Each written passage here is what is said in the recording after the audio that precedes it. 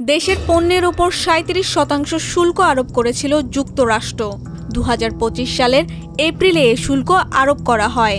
এই শুল্ক কার্যকর করার আগে সময় দেওয়ার জন্য যুক্তরাষ্ট্রের প্রেসিডেন্ট ডোনাল্ড ট্রাম্পকে চিঠি লিখেছিলেন অন্তর্বর্তী সরকারের প্রধান উপদেষ্টা অধ্যাপক মোহাম্মদ ইউনুস। তখন বাড়তি এই শুল্ক কার্যকরের আগে ৩ মাস সময় দিয়েছিলেন ট্রাম্প। এই ৩ মাসের সময়সীমা শেষ হওয়ার আগেই সময় বাড়িয়ে আগামী ১ আগস্ট করেছেন ট্রাম্প।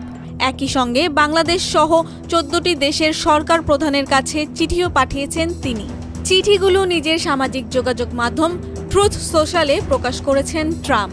কি আছে ট্রাম্পের সেই চিঠিতে? আমরা বাংলাদেশের সঙ্গে আমাদের বাণিজ্যিক সম্পর্ক নিয়ে অনেক বছর আলোচনা করেছি এবং এই সিদ্ধান্তে পৌঁছেছি বাংলাদেশের শুল্ক ও অশুল্ক নীতিসমূহ এবং বাণিজ্যিক প্রতিবন্ধকতার কারণে যে দীর্ঘমেয়াদী ও স্থায়ী বাণিজ্য ঘাটতি তৈরি হয়েছে তা থেকে আমাদের অবশ্যই সরে আসতে হবে। দুঃখজনকভাবে আমাদের সম্পর্ক একে অপরের সমকক্ষ থেকে অনেক দূরে। ২০২৫ সালের ১ আগস্ট থেকে যুক্তরাষ্ট্রে পাঠানো বাংলাদেশের যে কোনো ও সব ধরনের পণ্যের ওপর আমরা মাত্র ৩৫% শুল্ক আরোপ করব। ট্রাম্প এই চিঠিতে আরও বলেন, এই শুল্ক সব খাতভিত্তিক শুল্কের অতিরিক্ত হিসেবে প্রযোজ্য হবে।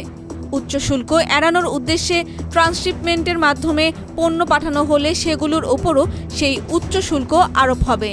অনুগ্রহ করে এটা অনুধাবন করুন যে ৩৫% সংখ্যাটি আপনার দেশের সঙ্গে আমাদের যে বাণিজ্য ঘাটতির বৈষম্য রয়েছে তা দূর করার জন্য যা প্রয়োজন তার থেকে অনেক কম। যুক্তরাষ্ট্রের সঙ্গে বাংলাদেশের বাণিজ্য ঘাটতি দূর করার কথা উল্লেখ করে তিনি বলেন, যুক্তরাষ্ট্রের সঙ্গে বাণিজ্য ঘাটতি তৈরির পেছনে ভূমিকা রাখা বাংলাদেশের অনেক বছরের শুল্ক ও অশুল্ক নীতিসমূহ এবং বাণিজ্য বাধা সংশোধন করার লক্ষ্যে এসব শুল্ক আরোপ করা হয়েছে। এই ঘাটতি আমাদের অর্থনীতির জন্য একটি গুরুতর হুমকি এবং সত্যিকার অর্থে আমাদের জাতীয় নিরাপত্তার জন্য বড় হুমকি।